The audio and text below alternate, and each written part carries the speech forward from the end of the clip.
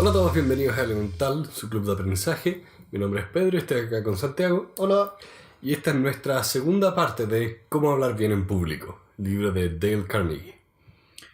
Como les contábamos el episodio anterior, este libro es una obra escrita por un autor que se llama Dale Carnegie de principios del siglo pasado, que fundamentalmente trata sobre el discurso público, entendido tanto como a niveles más privados, por ejemplo en una oficina, en una aula escolar o en un pequeño podio, hasta aquellos discursos de manera más masivas como los discursos políticos en general. La primera parte, que fue tratada en el episodio anterior, trataba de los primeros 7 capítulos, es decir, la primera mitad o 200 páginas del libro, y a continuación van a escuchar la segunda parte que contiene el restante de los capítulos. El libro continúa con lo que es la plataforma, la presencia y la personalidad. Y hace una aclaración que me parece bastante sensata, que sí, la personalidad es lo que más te puede llevar lejos en cuanto a discurso público, pero es tan abstracto que es inenseñable. Como para decir, no, sí, necesitas la personalidad correcta.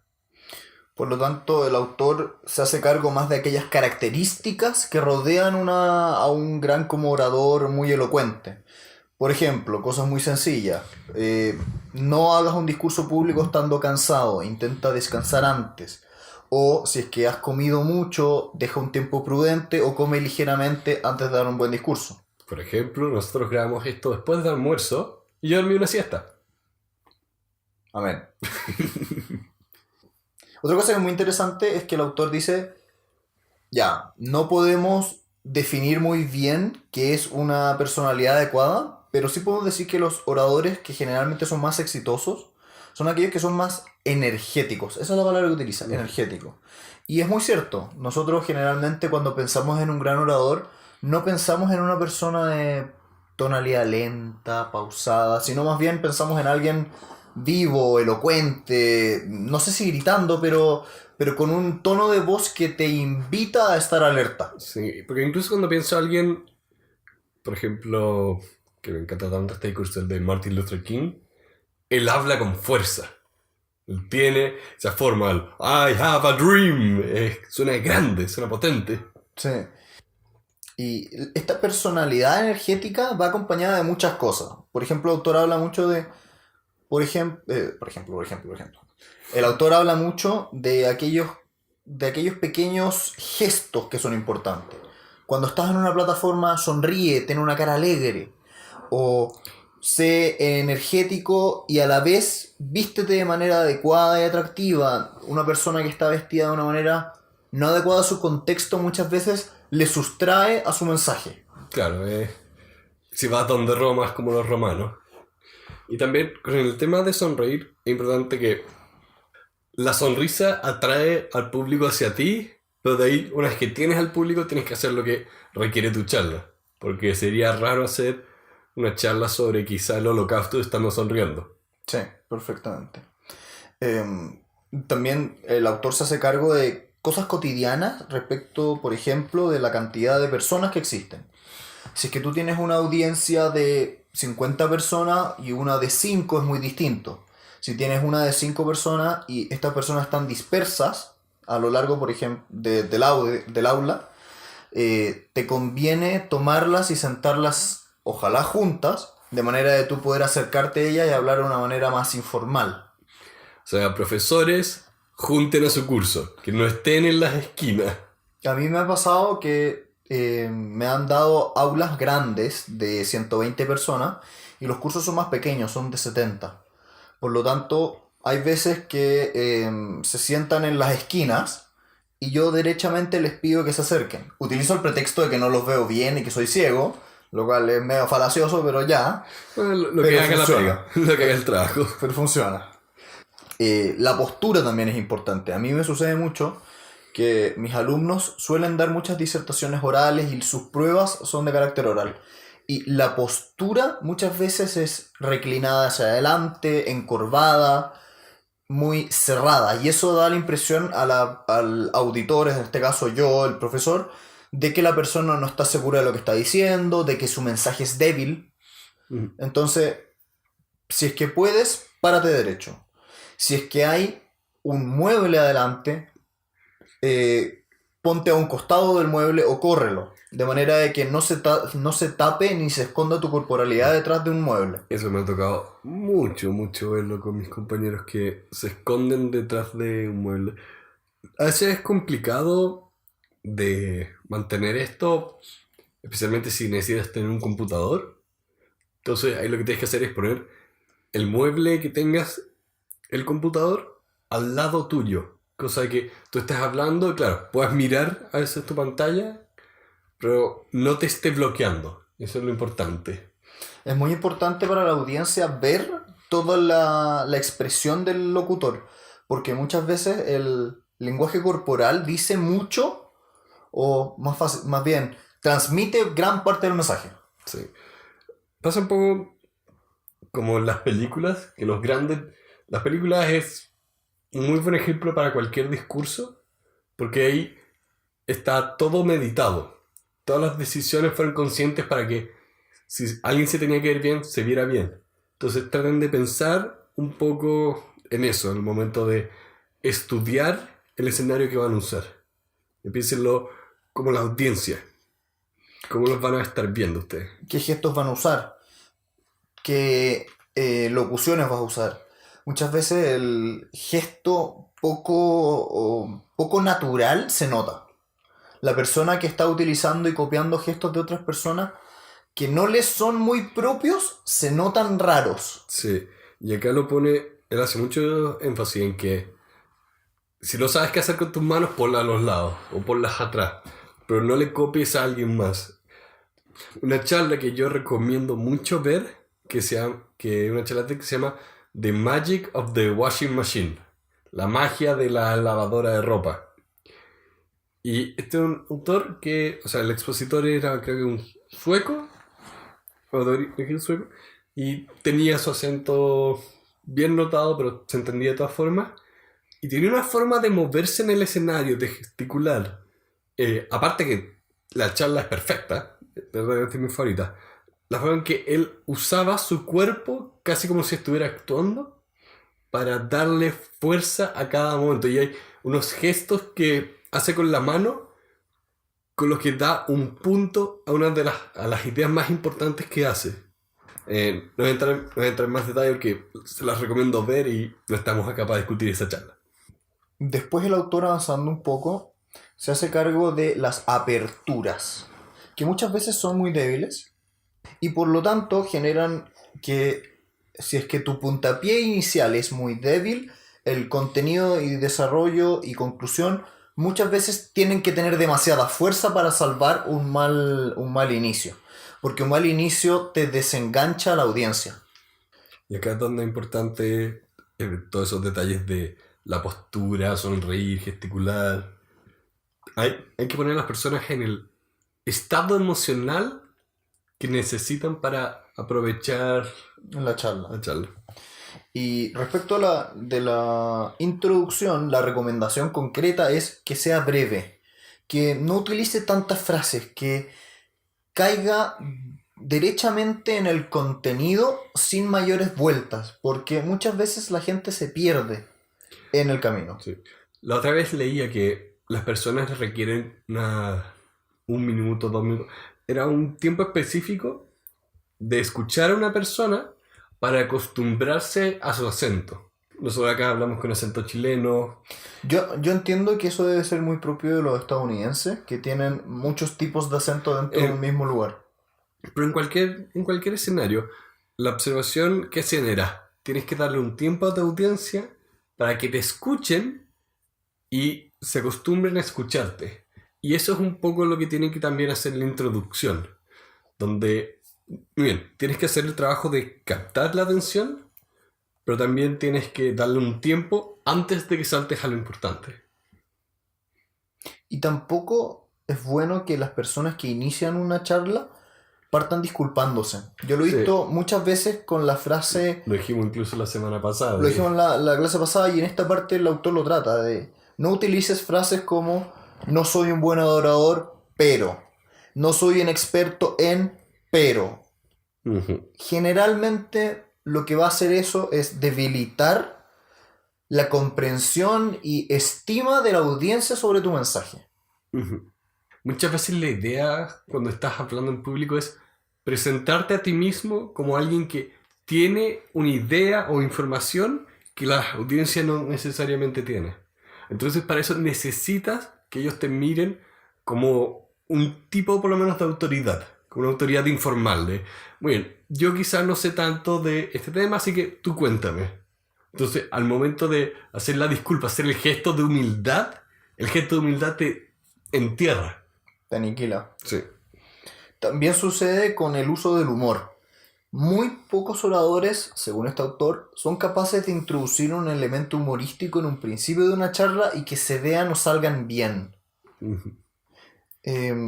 Se puede, pero es muy difícil y no es recomendable si es que no estás tan seguro de que es una buena estrategia. Y también depende del contexto, de la charla y todo. Y específicamente que este es el capítulo de las introducciones. Si la idea es que se rían todo el rato, bien, puedes hacerlo.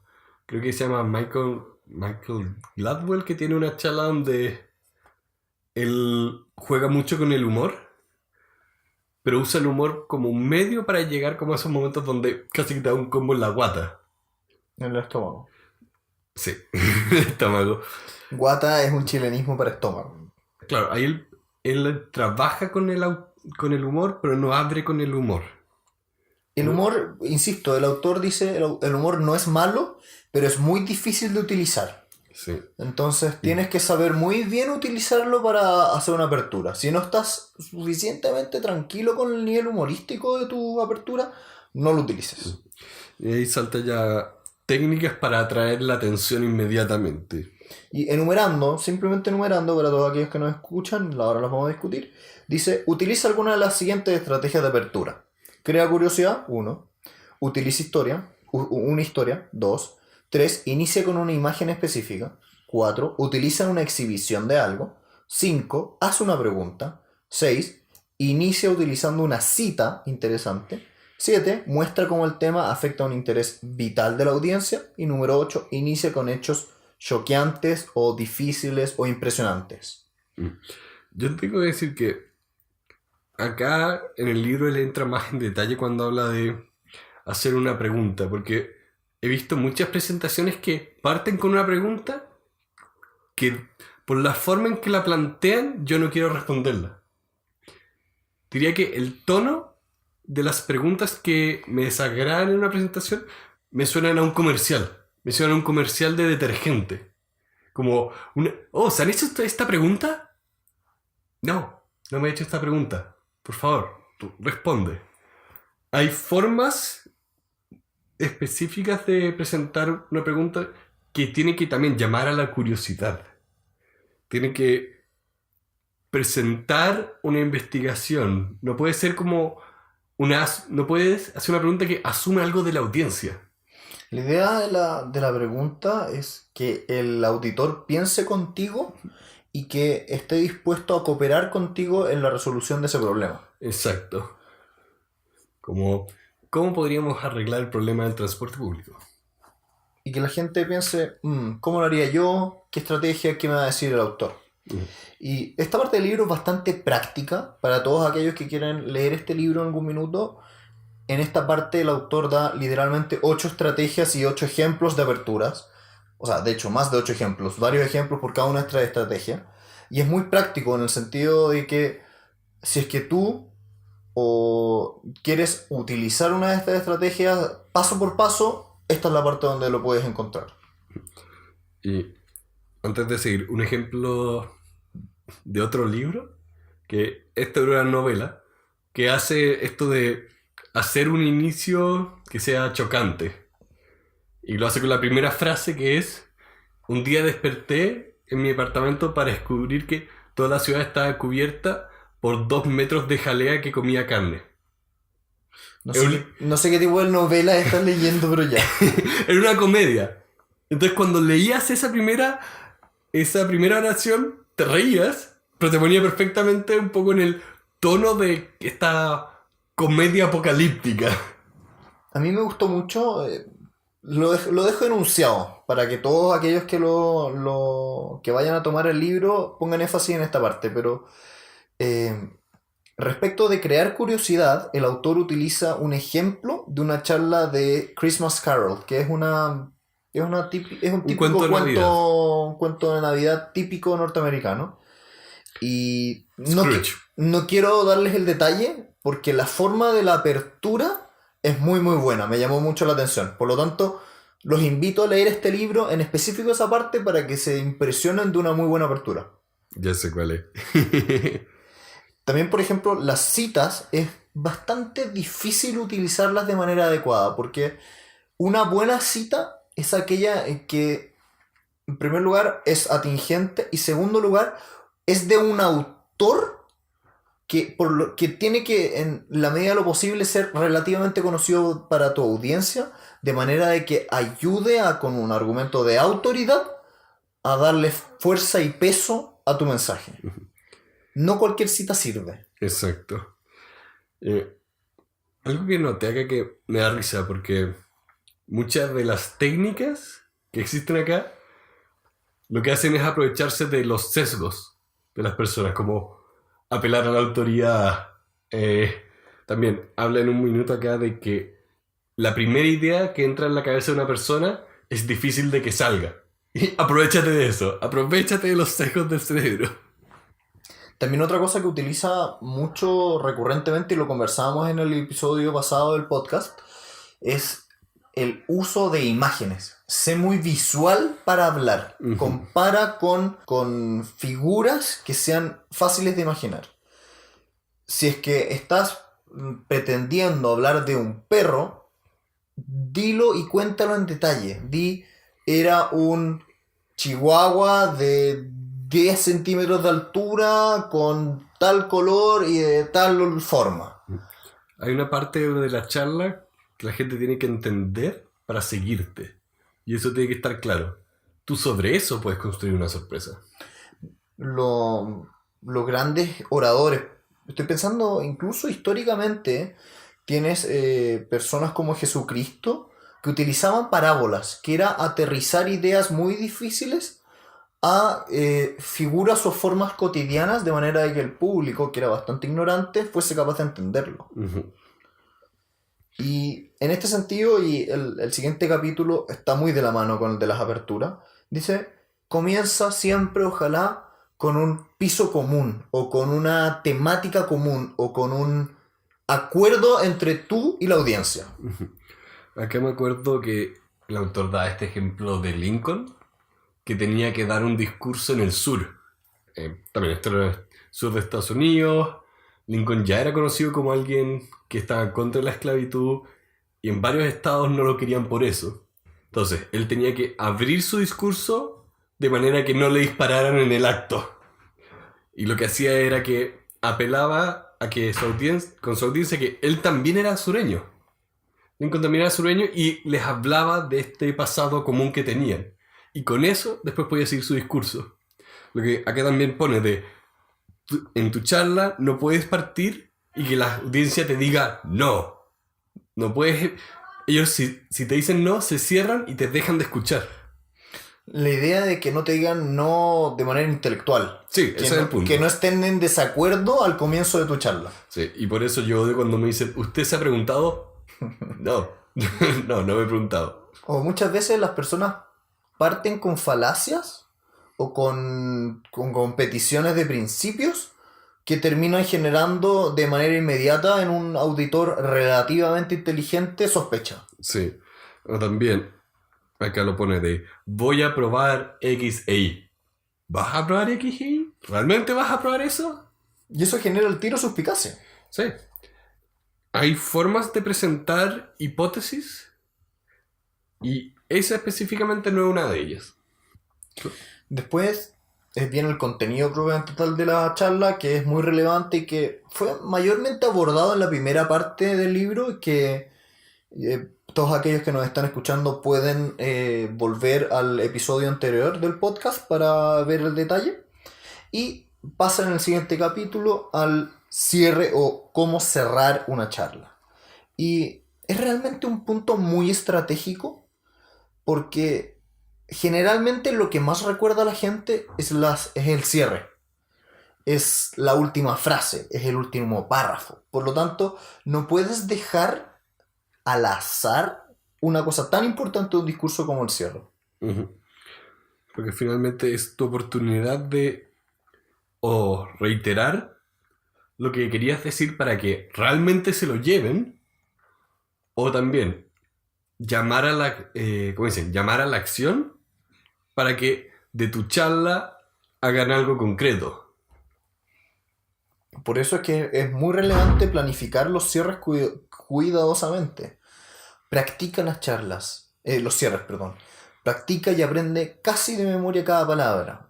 Termina la charla correctamente. Concluye, no la dejas abierta y rota. Mm.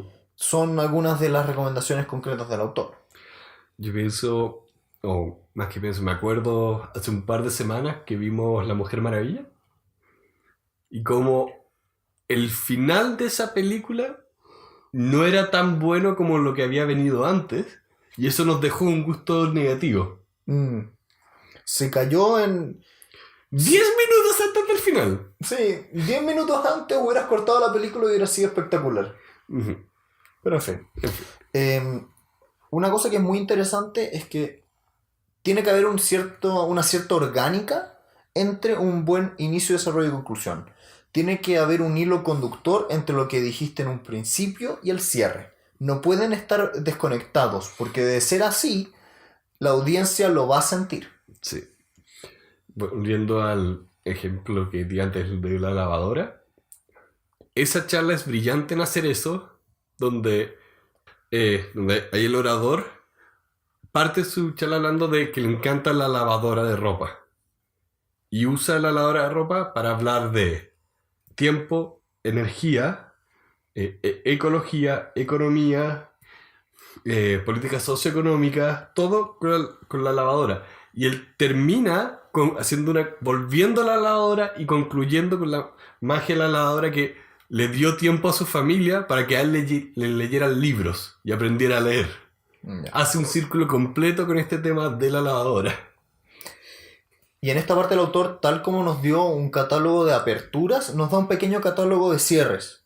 Y enumerando simplemente dice: resume lo dicho, vuelve a decir con otras palabras lo dicho, subraya brevemente los puntos más importantes que has cubierto, apela a la acción, agradece sinceramente a la audiencia, cita un verso de poesía pertinente o finalmente arma un clímax. Respecto a estos cierres, que son muy interesantes, algunos comentarios. Por ejemplo, el respecto del verso pertinente, tiene que ser un verso muy, muy bien elegido y con mucha delicadeza. Yo creo que este es un tipo de cierre que era más pertinente en los años donde se escribió este tipo de libros, que fue hace por lo menos 60, 70 años, porque hoy en día la poesía lamentablemente se ha escapado mucho. Yo creo que se puede poner un buen verso para el cierre de una charla, pero tiene que ser demasiado sutil. Sí. Probablemente ahora lo más cómodo sería poner una cita o un verso de algún libro o algo que entre comillas puedas leer para cerrar una idea fuerte. Pero poesía propiamente tal... Difícil hoy en día. Es que la poesía no tiene el mismo sabor que tenía hace 100 años. Respecto de la apelación a la acción, el autor, esto es en el capítulo 11 lo que les estamos contando, el autor ya en el capítulo 15 entra en detalle, por lo tanto lo vamos a ver un poquitito más adelante. Uh-huh. El tema de resumir lo dicho a mí me gusta mucho, Sí. porque el resumir genera que las personas tengan una visión más omnicomprensiva o de altura de las ideas, y eso genera que tu audiencia se vaya con un sabor más claro. Vas a recordar lo que dijiste. Porque si les das las ideas fuertes al principio, al medio y al final, las van a recordar. Es la idea de repetición. Como dice el autor, diles que les vas a decir algo. Luego, díselos. Y después, diles aquello que les dijiste que le ibas a decir. Un poquitito trabalengua traducirlo al español en el acto, pero bien. Después, aquí, recurriendo un poco a mi abuelo decía una frase que era: el tono hace la canción. Y en este caso concreto, lo que el autor dice, tienes que ser claro. El tono de tu canción importa. Las palabras que utilizas son importantes. Las personas que utilizan palabras difíciles generalmente pierden en significado. Por lo tanto, utiliza parábolas, utiliza imágenes, cosas que sean sencillas. Yo tenía un compañero que, por razones de respeto, no va a ser mencionado con nombre y apellido, pero era un asco para presentar. Era un asco. Era realmente las personas que más sabía de lo que estaba hablando y que menos podía comunicarlo. Porque se iba a las palabras más técnicas y puntuales que alguien podría ocupar. Si lo comparo, por ejemplo, con Neil deGrasse Tyson, que se especializa y se preocupa de escoger las palabras más claras. Neil deGrasse Tyson es capaz de dar una charla sobre hoyos negros, materia oscura y toda una serie de fenómenos de astrofísica que yo no sería capaz de explicar, pero da un lenguaje que me permite a mí escucharlo y entenderlo. Quizás no puedo yo hacer una comprobación matemática de por qué efectivamente existe la materia oscura, pero entendí a lo que se refiere y a lo que representa cuando él la presentaba. Y para esto, una estrategia que recomienda el autor es: habla en términos de lo conocido. Por ejemplo, muy concreto, utiliza comparaciones. Si quieres decir cuál es el tamaño de Alaska, no digas sus dimensiones. Di cuántos otros estados entrarían en él. O enumera la población en términos de la población de otro lugar, etc.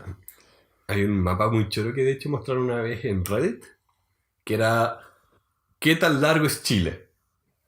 Y tomaban el mapa de Chile y lo ponían en varios lugares. Entonces era, ok, es tan largo que cruza el océano Atlántico, es tan largo que va de la parte de arriba de África hasta abajo. Miles de comparaciones de ese estilo. Y era bien, bien divertido. Te da una idea de las dimensiones. Y para poder hacer estas comparaciones, es fundamental que tengas muy claro lo que quieres decir en tu mente. Yo en esto le recomiendo a todos mis alumnos: utiliza la técnica del 90-10. Ten 90 ideas en la cabeza y solamente comunica 10. Es decir, del 100% que haya un 90% de reserva. Y esto se condice mucho con lo que habla el autor al principio del libro y que comentábamos en el episodio pasado. O sea que no te puede pasar que también les des tanta información que se confundan. Ahí en ese sentido me gusta mucho usar la regla de 3, si es que puedo, para por último tener 3 temas, tener algo que mi audiencia pueda como agrupar, de manera que logren recordar por lo menos 3 grandes cosas o 3 grandes grupos dependiendo de lo que quería presentar. Y si es que eres muy sucinto al momento de hablar, las repeticiones se hacen fáciles. Y es recomendable utilizar repeticiones dentro de las charlas. Recurrir una u otra forma a la misma idea de manera de que el auditor quede más tranquilo con lo que está viendo. ¿Qué es sucinto? O, bueno, breve. Ok. Sin comentario. Disculpa de abogado. Ahí es donde yo me equivoqué y utilicé yo una palabra difícil. Exacto. También otro elemento interesante es: haz que los elementos abstractos sean claros a través de decir o ilustrarlos a través de ilustraciones generales o casos específicos. Y tener siempre, siempre, siempre claro cuál es el propósito de la charla. Porque ese finalmente va a ser el compás que vas a utilizar al momento de hablar y estructurarte. Porque si por dar un ejemplo te alejas mucho de la idea original, confundiste a la audiencia. Y avanzando un poco, el autor, esto ya lo conversamos un poco, pero el autor dice: toda idea, concepto o conclusión que entra en la mente de una persona es mantenido como verdadero hasta que colapsa o se enfrenta a una idea contradictoria. Y esto se condice mucho con los sesgos psicológicos, donde damos por verdadero aquello que primeramente encontramos, y lo cual hace muy difícil muchas veces el diálogo. Cuando queremos impresionar y convencer, es recomendable plantar las ideas y luego prevenir que las ideas opuestas surjan en la mente de la otra persona. Ahí es complicado porque ahora la gente trae tanta información previa sobre tantos temas que yo realmente encuentro que es un desafío esta parte de cómo sonar convincente. Porque incluso cuando las personas no saben, creen que saben por lo que hace Internet. Y estrategias para hacerse cargo de este tipo de cosas es mostrarle a las personas que la cosa que tú quieres que ellos acepten es muy similar a algo que ya creen. Entonces, en ese sentido hay que jugar con esa idea propia de nuestra época de rápida información, de que amarres lo que ellos ya dan por cierto a algo cercano a lo que tú quieres. Y utiliza ilustraciones generales o casos concretos. O, dentro de lo posible, comparaciones gráficas, lo cual es muy recomendable, muy muy recomendable. Generalmente las personas son más visuales que auditivas, por lo general, no siempre, pero generalmente. El punto anterior era la claridad. Diría que la claridad es lo que primero tienes que fortalecer a la hora de querer sonar convincente. Respecto al autor en esta parte, yo encuentro que está muy bien escrito. Es de aquellos libros que yo subrayo de manera bastante global por lo bueno que es no solo, la conclusión, sino también el ejemplo. En este sentido quedo muy satisfecho con la forma de escribir de Dale, porque utiliza ejemplos atingentes. Sí, es que él rodea sus ideas con historias. Y esas historias son muy entretenidas de leer también.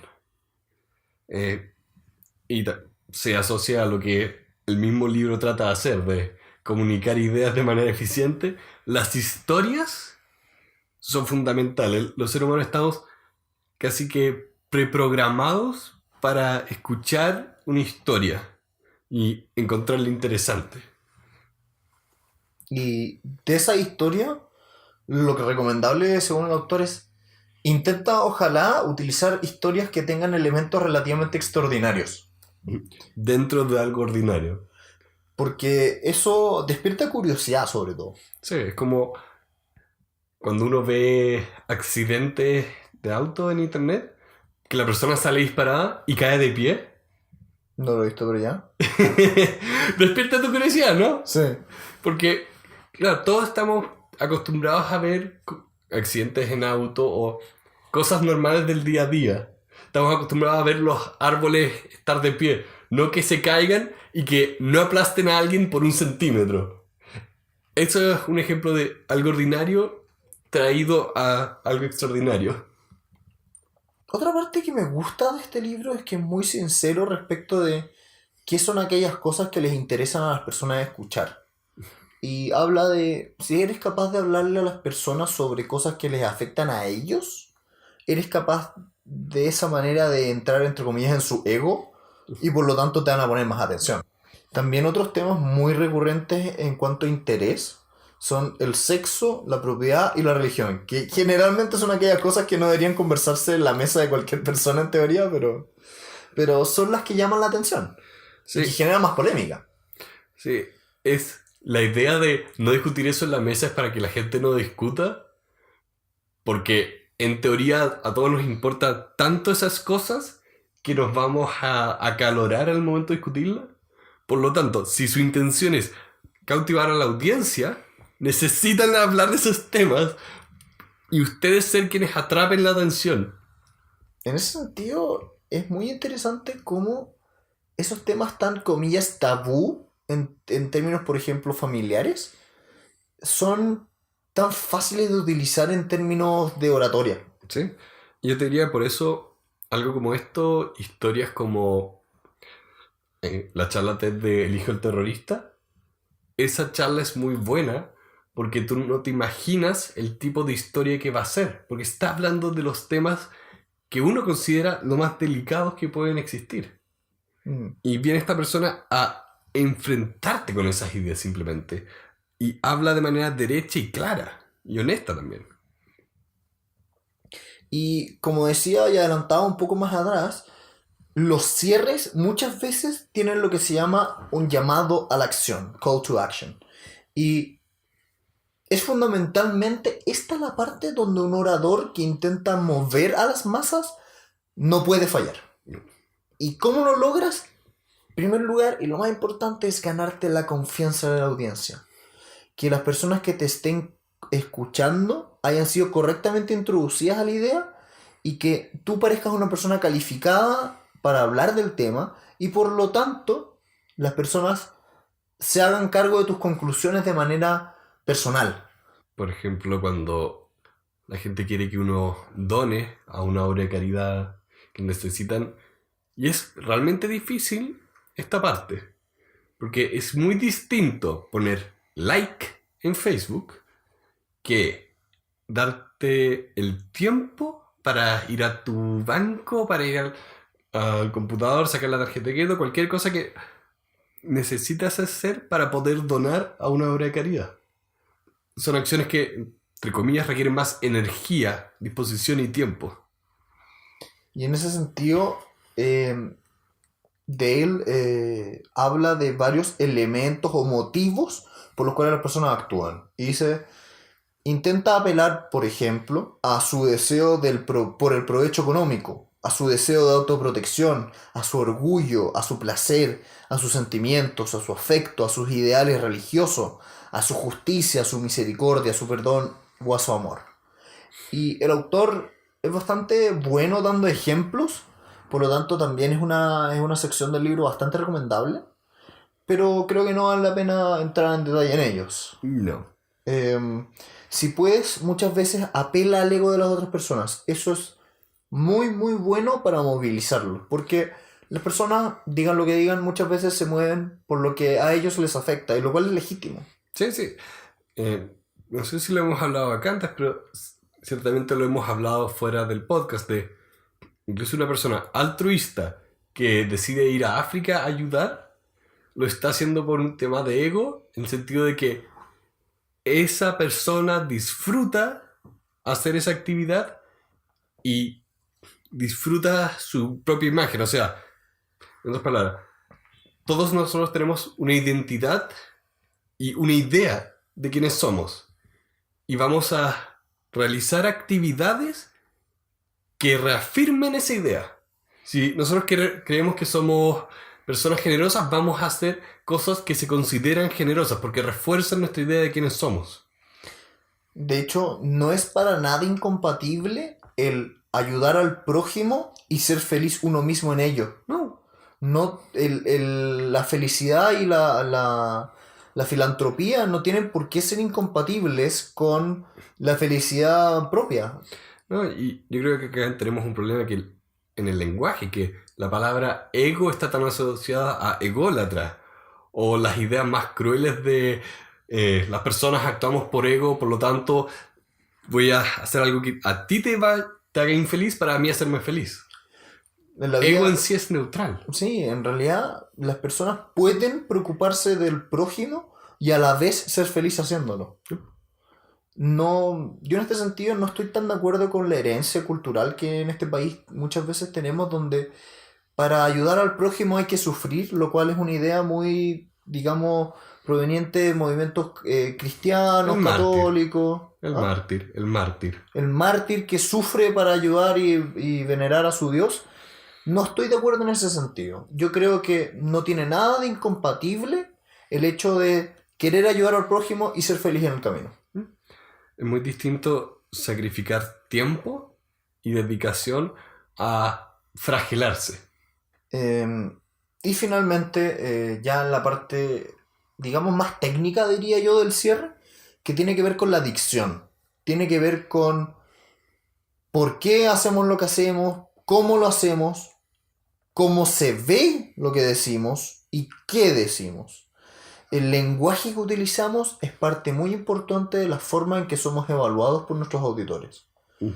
Y si es que quieres mejorar tu dicción y quieres mejorar tu vocabulario, fuentes muy ricas para ello son rodearte de aquellas personas que utilizan un vocabulario extenso, leer a escritores y autores, ojalá clásicos, porque utilizan un bagaje de palabras distintos al habitual.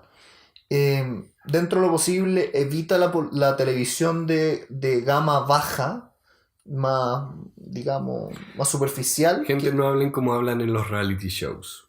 Básicamente. Y, muy importantemente, lee. En esto estoy tan de acuerdo porque hablan mucho de lo que estamos haciendo en este podcast. Todos aquellos que nos están escuchando son personas que en cierto sentido tienen un gusto por la lectura o las ideas de los libros. Sí, o sea, es perfectamente posible que nadie está leyendo los libros que recomendamos. Pero no obstante, igual están escuchándonos sobre esos libros. Espero que haya amor por aprender. Al final del día... ¿Hay amor, gente? En el fondo estamos haciendo este proyecto porque queremos compartir el aprendizaje y transformarnos en un verdadero lugar donde se puede aprender. Entonces, utiliza estas herramientas que tienes a tu alcance. Y si puedes, lee más. También respecto de la forma de escribir o cerrar, el autor recomienda no utilizar dentro de lo posible frases clichés.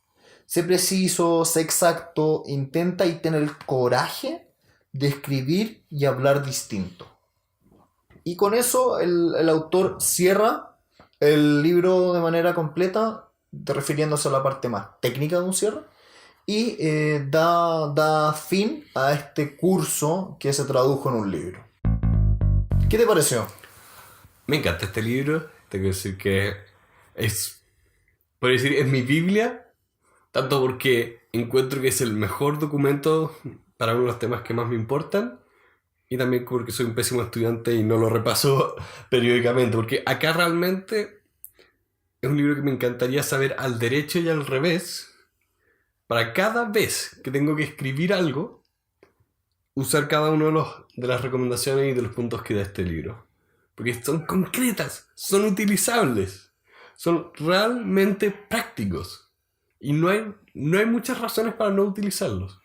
A mí personalmente me pasa mucho con este libro que siento que es el estándar de escritura que me encantaría ver en cualquier otro libro. Siento que Dale Carnegie es de los mejores escritores respecto a estructura, forma, ejemplo, atingencia, largo, todo.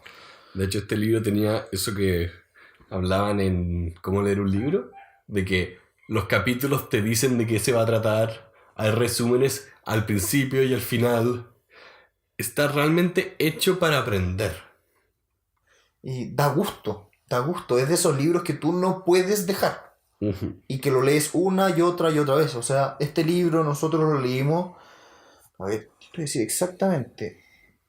Este libro yo lo resumí en octubre del 2015, habiéndolo leído ya un par de años antes. Por lo tanto, es un libro al cual yo he vuelto muchas veces. Insisto, los ejemplos son tan buenos que da gusto, da envidia poder escribir de esta manera y hablar de esta manera. Y quiero reiterar acá que la idea de hablar en público, no importa que sea la persona más tímida del mundo, en un momento u otro van a tener que hablar. Ya sea para convencer a alguien a un amigo, a un familiar, en algún momento las técnicas y enseñanzas de este libro las van a tener que usar por el hecho de que están viviendo en una sociedad. Si alguien después de este podcast decide ser un ermitaño, irse a vivir en una isla, puede hacer lo que quiera. Pero el resto, repase este libro. Yo creo que este es un libro universal. ¿A quién se lo recomendarías? Al universo. Amén. Estoy totalmente de acuerdo. Este es un libro que es recomendable para cualquier persona. Tal vez, siendo sincero, es un poco largo. Sí, es largo. Tiene 400 y tantas páginas, pero valen la pena. Valen cada una de esas páginas. Entra en los detalles y, de nuevo, ¿es un libro largo? Por ningún momento lo encontré pesado. No, está tan bien escrito que es un agrado. Porque realmente encuentra estos momentos de voy a darte una idea, voy a mostrarte un ejemplo, voy a contarte una historia al respecto de esto.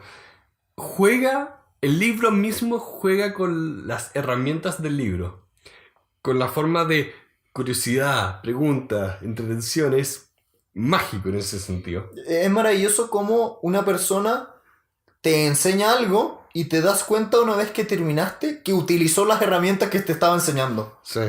y que funcionan. Por lo tanto, es la mejor forma de demostrarte que esto funciona porque tú lo lees y no te puedes despegar. Sí. Probablemente ahora existen nuevas técnicas para discurso público, considerando la evolución de los medios de comunicación, las nuevas tecnologías. Aún así, yo partiría por este libro porque lo encuentro general. Encuentro que ataca todos los aspectos a la hora de comunicarse. Las otras cosas son detalles. Ahora, ¿cómo va a cambiar la comunicación por Twitter o Facebook o la televisión HD? Eso es secundario a hablar bien, ser claro, ser concreto y todas las otras cosas que habla acá. Si yo tuviera que ponerle una nota del 1 al 10, yo me quedo felizmente con un 10. Y yo, insisto, también recomendado a todo el mundo. Y si mi entusiasmo acá no dejó claro que también pienso que esto es un 10, lo dejo claro, esto es un 10 de 10. Es realmente un libro redondo. Es el estándar al cual tienen que aspirar todos aquellos escritores en el futuro. Lloradores, ojalá. Por favor. Si yo me tuviera que quedar con alguna parte más importante de esta segunda mitad, me quedaría con las estrategias concretas de aperturas y cierres. Yo las he utilizado muchas veces en mis exposiciones públicas, en mis clases con mis alumnos, etcétera, etcétera. Utilicen las herramientas que el libro les da porque funcionan. Doy fe de ello. Y especialmente las de cierre. Porque ahí es donde más he visto que gente se cae. Porque siempre les ocurre que están hablando y llegan al final. Sí. Y se cierra. Y se cierra. Eso. No hay una conclusión. O llamado a la acción, repetición, no hay nada. Hacen lo que acabo de hacer, que lo hice intencionalmente, que están hablando y paran. Y todos nos quedamos esperando si va a pasar algo o no, tenemos que aplaudir. ¿Qué vas a hacer? Vamos, te estoy poniendo atención. Haz algo. Así que con eso creo que podemos terminar la grabación de hoy día. Muchas gracias a todos por escucharnos y que tengan una buena semana. Hasta luego. Muchas gracias a todos por acompañarnos una vez más en este club de aprendizaje. Para estar al día pueden seguirnos en las 3 redes sociales, Facebook, Instagram y Twitter, donde podrán encontrar noticias y citas a los libros que leemos. Los invitamos a compartir con todos sus amigos este episodio para difundir sus ideas y hacer de este un mundo mejor. Les pedimos que nos dejen sus comentarios y opiniones en nuestras redes sociales y en particular las aplicaciones Apple Podcasts y Overcast si están en iPhone y Podbean y Stitcher si es que están en Android. Finalmente, los invitamos a suscribirse a nuestra comunidad en la aplicación de su preferencia. Muchas gracias a todos aquellos que forman parte de este club de aprendizaje. Que estén muy bien. Y por lo tanto te van a poner más atención. Sí, disculpa. Espero que se haya quedado grabado.